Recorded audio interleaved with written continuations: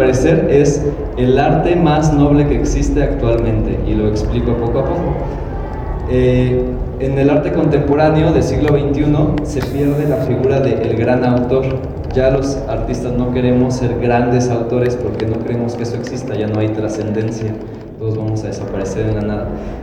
Nadie nos va a leer en 100 años y va a decir, oh, el gran verde agua, pionero, no sé qué, o sea, eso ya no va a pasar, y lo sabemos. Entonces estamos construyendo arte para ahora, que se lea ya, porque estamos en esta urgencia del mundo, se está acabando y se agotan los recursos, no va a haber futuro. Entonces el meme surge como una respuesta a eso. Son imágenes que devoramos en un segundo y nadie se acuerda de un meme que leyó hace un mes. Se acuerdan de los de ayer o los de hoy en la mañana, pero el meme se desaparece en la infinidad del internet. Segundo punto es que el meme no tiene autor, es anónimo. Todo aquel que crea un meme lo lanza a la web y sabe que se va a perder, y sabe que lo va a firmar otra página, y sabe que lo va a hacer Hershey's para su campaña publicitaria, por decir a alguien, ¿no? Sin decir nada contra Hershey's, pero vaya, el meme se lanza al vacío y quien lo quiera tomar es suyo, ¿no? Y así todos podemos reapropiarnos de las piezas. Entonces esto que yo decía de el autor se pierde porque el lector tiene derecho de crear, en el meme se entiende perfecto. Yo como autor soy igual de importante que el lector, porque el lector puede reinterpretar mi meme y hacer con él lo que quiera, ¿no? Y por último, pues es muy sencillo entender cómo el meme es un cómic, a la manera que tiene una imagen y luego tiene un texto, y no podemos entender el texto sin la imagen o la imagen sin el texto. Para entender el chiste del meme tenemos que ver ambas cosas, ¿no? Entonces es un entendimiento de collage o de fusionar imágenes con lingüística y con ello crear cierta información. El meme no solamente es narrativo, también es emocional o es informativo. Hay memes que te dicen cierta información como una infografía, o hay memes que solamente es como jajaja, qué divertido, ¿no? O odio ese meme, es terrible, o tal cosa. ¿Sí respondo a la pregunta? Sí. Sí, hagan memes. Está padre. ¿Quién más quiere preguntar algo más? A ver.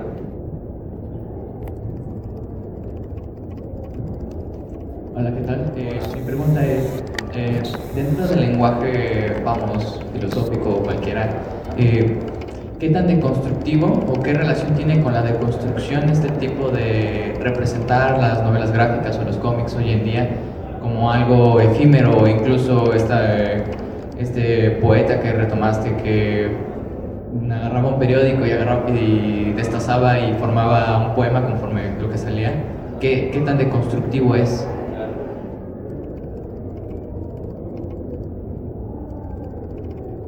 Ay, es bien compleja pregunta. Sí, yo creo que la poesía gráfica y el cómic experimental vienen totalmente de Derrida y toda su propuesta de construcción.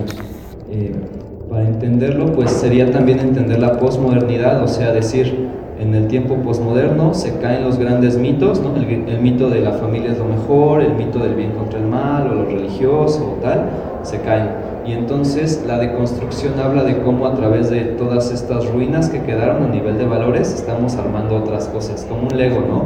Tiramos el castillo de Legos y ahora con todas las fichitas que vamos a hacer, pero que no sea lo mismo. Quizá poner la cabeza abajo y los pies arriba, y etcétera, ¿no? Entonces el arte actual, a mi forma de entenderlo, y sobre todo hablando específicamente del cómic, lo que estamos haciendo a través de la deconstrucción, es decir, nos quedan estas ruinas y vamos a treparnos desde ahí. Ya, a mi parecer, los grandes mitos o los grandes cuentos que la posmodernidad tiró en el cómic son el superhéroe como figura heroica que todos queremos representar, que ahora por eso las películas de Marvel funcionan tanto, porque en el cómic ya nadie quiere leer eso, ya lo leímos 80 años, ¿no? Y ya en las películas funcionan porque es otro lenguaje, pero ahora los cómics de superhéroes funcionan bien diferente, ya no es el héroe bien contra el mal, ahora los superhéroes pueden ser malos, ahora son no sé, minorías sociales, ahora son superhéroes que no logran ser superheroicos o cosas así. O sea, estás a través de un gran mito construyendo otra cosa, ¿no? Eso sería mi manera de entender la deconstrucción de Derrida aplicada al cómic. Es un ejemplo en los superhéroes, ¿no? Pero puede ser en cualquier cosa, en el género de terror o en el género romántico, por ejemplo. Me encanta el género yaoi, y no solamente por como gustos personales, sino porque está deconstruyendo todo el mito cursi del amor heterosexual, en donde el hombre tiene que salvar a la mujer o la mujer educar al hombre de ciertas cosas, ¿no? El yaoi habla de cosas bien diferentes, en donde hay dos figuras masculinas que se aman a sí mismas y entonces se expresan de formas muy diversas, ¿no? El yaoi, para los que no sepan, es un género de manga que se especifica en relaciones románticas entre dos personajes masculinos. Entonces es una forma también de entender la deconstrucción y finalmente lo que presenté en poesía visual pues sería el collage o mostrar secuencias deliberadas sin una narración propia o tal cosa. Sí respondo también, ¿cómo sí? Bueno, mi pregunta es que nos decías que hay cómics que no tienen el diálogo y en realidad es lo que piensa el lector. Hay veces que en los cómics no importa tanto qué es lo que quería transmitir el autor, sino lo que piensa el lector del cómic. Sí, yo pienso que al final en todas las obras no importa lo que tú quieras decir como autor, sino lo que el lector piensa. Hay como grandes ejemplos de aquellas respuestas que se han dado de ciertos cómics. Puede ser ejemplos también como muy tradicionales. Pensamos en Mafalda, por ejemplo, y pienso de manera personal también que la imagen social que se tiene de Mafalda es que era una niña que tenía pensamientos marxistas, ¿no? Es algo que he escuchado mucho. Pero entonces cuando leemos a Marx y luego cuando leemos a Mafalda son cosas bien diferentes. Y Quino jamás dijo tampoco que Mafalda fuera directamente marxista. Entonces es una forma de ver cómo toda la lectura social que se da de un cómic cambia una obra que está hecha para otra cosa. Es un ejemplo, pero pueden ser mil, en donde si tú lees uno de mis cómics y tú dices, esto no tiene sentido, no hay una secuencia narrativa, no importa que yo haya querido representarte emociones o cierta sensación o tal cosa, sino que si a ti no te gustó, no alcanzaste a dar como el nexo, pues para ti no va a valer nada. Y al final, no importa el valor que yo le dé, si para ti no vale, de tal forma que todos somos responsables de construir el arte de la manera de cómo lo apreciamos o cómo no lo apreciamos. Pasa también un cliché bien padre, por ejemplo, pensemos en la Mona Lisa. Los pintores sabemos que la Mona Lisa no es la mejor obra de Leonardo, pero a nivel social es la mejor pintura de la historia del arte, ¿no? Y está en una vitrina y en el Louvre, todos le toman fotos, ¿no? Pero, pues, por ejemplo, a mí como pintor no se me hace como, pues tengo que ir a ver la Mona Lisa, no creo. Es un buen ejemplo de cómo Leonardo tampoco creía que era una obra magna, porque pues no la menciona en sus diarios tampoco, ¿no? Y la trajo viajando por todos lados y nunca la acabó. Entonces como que demuestra cómo el nivel social de lectura es más importante que lo que el autor quiere decir. ¿Sí te respondo también? ¿Sí? ¿Quién más tiene otra pregunta? Bueno, entiendo que con este estilo de narrativa tenemos la opción de expresar lo que nosotros queramos, interpretar de mil maneras y todo, pero ¿existe dentro de este estilo la forma incorrecta de analizar las cosas? O sea, entiendo que incluso el sinsentido puede ser parte de la obra, pero en realidad existe un mal sinsentido en esta obra. Está padre. Yo creo que sí, respondiendo directamente, sí hay una forma mala de hacerlo, ¿no? Ahora, ¿qué forma mala es esa? La primera, la que nos explicaba antes, la pregunta anterior, en donde si el lector no alcanza a interesarse, pues es una obra incorrecta. Pero ahora, otra forma incorrecta puede ser que el autor no esté satisfecho con su creación, porque es un cómic experimental o un arte experimental. Esto significa bien fácil que es un experimento, o sea que cuando uno experimenta con algo no sabe lo que va a resultar, por eso es un experimento, ¿no? Una forma de entender la producción de cómic tradicional o industrial es que todos saben a dónde van a llegar, ¿no? Te dan un guión, necesitamos poner Spider-Man volando sobre Manhattan con los telaraña y al fondo hay unos helicópteros. Si tu cómic no tiene Spider-Man volando sobre Manhattan y los helicópteros, entonces está mal. Pero en el cómic experimental no hay un guión que seguir, solamente experimentas. No sabes a dónde vas a llegar. Si tú como autor a lo que llegues no te satisface, pues está mal hecho, ¿no? A la forma de entender del autor. Pero a veces ha pasado, a mí personalmente hay obras de cómic que termino y digo, pues no me termina de agradar, pero la voy a imprimir a ver qué pasa, ¿no? La imprimo y en los eventos es la que más se vende, ¿no? O incluso hay una obra que ganó un premio que se llama La broma del Übermensch, que dicen las 24 horas del cómic, que yo no estaba satisfecho con ella, o sea, la veo y es como, ay, qué feo cómic hice. Y se vendió así increíble y estuvo expuesto en el tamaño y cosas así como que a veces lo que el autor hace es una visión muy corta de lo que la obra puede dar.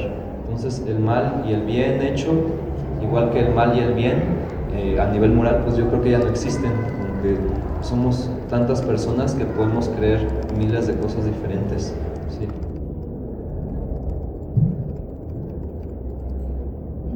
Primero, está muy padre tu falda. Gracias. Y no podría ser que esta abstracción termine en caos, o sea, como mucha gente interpreta diferente, pues que ya ni siquiera sea arte, ¿no? Que sea pues, caos y cada quien piensa lo que sea. Sí. Sí, es cierto. Sí, el final de este tipo de procesos es caótico, en el sentido que la definición de caos es un orden que va más allá de lo comprensible. O sea, por ejemplo, romper un cristal, ¿no? Lanzas un cristal y se rompe en cachitos, y hay un orden matemático en cómo los fragmentos caen, o en el tamaño de unos contra otros en proporción matemática. Pero es un orden tan complejo para el entendimiento humano o para una vista rápida que no nos acomoda la mente decir esto está ordenado. Está desordenado y es caótico, pero dentro de la naturaleza propia del caer el cristal tiene un orden específico. O por ejemplo, una tormenta marina, no me imagino. Tú ves la tormenta marina, ese es un barquito y sientes que todo es caótico y que vas a morir, ¿no? Y que vas a morir de una forma terrible. Pero visto a nivel matemático o natural, las gotas caen en cierto orden y a cierta distancia una de otra. Ya hay ritmos y patrones en eso, ¿no? Es muy cercano a lo del número pi, en donde el número pi no lo alcanzamos de entender porque es totalmente complejo y es caótico, pero tiene un orden. Entonces, sería lo mismo acá. Como somos humanos y somos entes naturales, todas nuestras creaciones van a tener un orden natural y un entendimiento natural, pero a veces ese orden nos supera tanto que no alcanzamos a entenderlo. Y eso pasa en el arte todo el tiempo, porque es lo que explicaba antes, el autor a veces no entiende su obra. Yo no entiendo muchas de las obras que hago y sé que el público tampoco, pero confío en que tienen un orden también, o que van a ayudar en un granito de arena para el entendimiento humano total. Hay una cosa también que se llama el manifiesto de la novela gráfica, que hizo Diego Guerra, que es colombiano, muy bueno, y tenía un blog anterior que se llamaba 68 Revoluciones, donde hacía también teoría y investigación de cómics bien padres. Y en su último punto del manifiesto decía: si las novelas gráficas del futuro no se parecen para nada a las anteriores, no tenemos que juzgarlas tanto, simplemente pensar si están apoyando el entendimiento total de la humanidad. O sea, somos tantos y somos tan caóticos que quizá poner un granito es ayudar a entender un poco más el mundo raro que habitamos. Pero sí es cierto que el caos es el resultado final.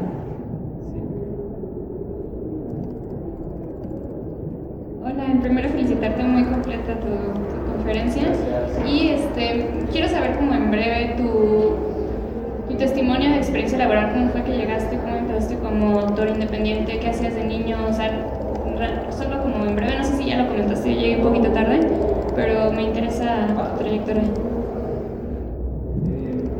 Sí, no lo platiqué porque creí que me iba a faltar tiempo y yo quería centrarme mucho en lo de la poesía gráfica, porque traigo ya mi colección de poemas gráficos, pero también porque el público que está, siento que ya conoce mi trabajo, algunos, o sea, veo muchas caras conocidas, pero está bueno saberlo. Yo de niño primero, o sea, yendo al más pasado, de niño hacía pequeños cómics de superhéroes, leía mucho superhéroe en la infancia, leía Batman, los X-Men, entonces hacía parodias de ellos, en donde pues eran mis amigos de la primaria o de la secundaria, éramos los X-Men y los villanos eran los profes, y les poníamos apodos, muy cruel todo, pero así funcionaba, ¿no? Y así empecé, los fotocopiaba, lo que hacían es una hoja tamaño carta, metía 4 paginitas pequeñas y las fotocopiaba en la papelería y las vendía con mis amigos y sacaba para mis cómics, estaba chido. Algunos que tengo todavía como de contacto todavía tienen esos fanzines, o sea, esas publicaciones pequeñitas, está padre. Luego de eso pues me encantó el manga, como a todos los jóvenes, creo, adolescentes, me fascinó el manga, leí muchos mangas, devoré manga y empecé a construir bajo sus narrativas. Eso yo siento que fue un estorbo un tiempo porque copiaba mangas y solamente como... Yo creía que no, pero ya que lo veo a la distancia, veo mis historias y eran los mangas que leía, ¿no? O sea, hice una interpretación de Bleach sin saber qué era eso, ¿no? Y cosas así, pero eso no lo vendí, solo eran míos, los dibujaba en mis libretas y me los quedaba. Pasa también que en la adolescencia siento que somos más tímidos, entonces no tenía yo eso de vender. Luego estudié en la universidad, estudié artes visuales y es donde me rompieron la cabeza y salieron estas cosas, ¿no? Arte contemporáneo, posmodernidad y todo eso. Hice pintura y acuarela, hice mucho dibujo también, como dibujo de galería, ¿sabes? y como los autores que les enseñé, William Kentridge o Raymond Pettibone, cosas así. Tuve exposiciones individuales y tal, pero de repente me di cuenta que lo que yo quiero hacer son cómics, entonces fue cuando empecé a entrar a este medio. Entré por algo que se llama un fanzine, que es una publicación independiente de bajo presupuesto. O sea, eventos muy casuales, una cafetería y poner nuestras mesitas y vender, un bar, hay una tocada de nuestra banda favorita punk, pues diles que sí podemos poner los cómics, ¿no? Encontré una casa abandonada en la Roma, pues vamos a apropiarnos de ella un día y lo publicamos en Facebook, entonces así vendemos. En tal lugar nos dieron espacio para vender cómics, pues vamos a vender ahí. Y de repente, ya después de eso, ya fue que empecé a convocar para eventos grandes, y me fueron invitando y pues ya estoy aquí. Esa es como la trayectoria así ultra resumida, y pues si quieren copiarla, háganlo, ¿no? Si les funciona. Yo pienso que cada quien le va a funcionar algo diferente, porque como también somos independientes, seguimos caminos propios. No va a ser lo mismo lo que yo te cuente que lo que te cuente otro autor, porque cada persona crece bien distinto. No hay un modo único de hacerlo, ¿sí? ¿Quién más? Creo que todavía tenemos tiempo. A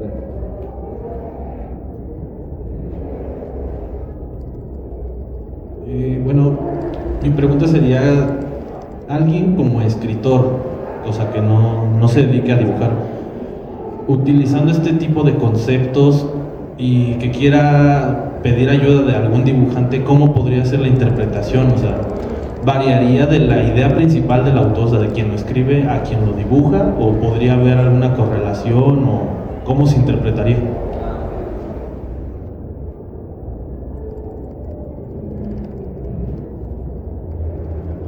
Pues sí, yo pienso que sí se puede hacer un diálogo entre un escritor y un dibujante en estos procesos, y siempre y cuando ambos se tengan una relación de respeto mutuo. Si yo como dibujante no respeto el trabajo del escritor, o yo como escritor no respeto el trabajo del dibujante, va a ser muy difícil, en el sentido de que el escritor va a crear una parte y el dibujante otra parte. Es difícil seguir un guión en este proceso. De hecho, yo considero que no es el lado correcto. No lo haría yo jamás, seguir un guión específico, estricto de dibuja tal cosa, pero sí interpretaría textos. Y ya se ha hecho. Pienso en Ediciones Super Prisma, que es también una editorial de la Ciudad de México que hace poesía visual y poesía, y se trata de hacer muchos libros en donde haya varios autores para un solo poema, ¿no? Y son poemas muy largos, a la manera de un cadáver exquisito, creo, pero algo así. O pienso también en el libro de Javier Raya que se llama Los Negritos o algo así, no me acuerdo el título exacto, pero es de Javier Raya, y el libro lo trabajó junto a los editores en conjunto, y se trata el libro de cómo se construye el libro y de cómo va a leerlo el lector. Entonces tú como lector de repente apareces como personaje dentro, y el autor aparece como personaje que no sabe cómo acabar el libro, y los editores aparecen como personajes editando el libro dentro del libro, ¿no? Es una cosa bien bonita, en donde todos la construyeron juntos, y tú como lector la vas construyendo y tienes oportunidad de hacer cosas dentro. No te spoileo qué cosas vas a hacer, ¿no? Ni cómo apareces, pero es una opción. Entonces sí creo que se pueda, pero tendría que ser esta cosa de crear en conjunto, y no crear uno primero y luego que el otro interprete, sino como un ping pong, ¿sabes? Lanzar y lanzar y lanzar. Pues eso, yo creo que si no hay más, ¿alguien quiere comentar algo más? Bueno, pues aquí la dejamos. Muchas gracias por escucharme una hora, y los invito a ver mis cómics en la mesa 19.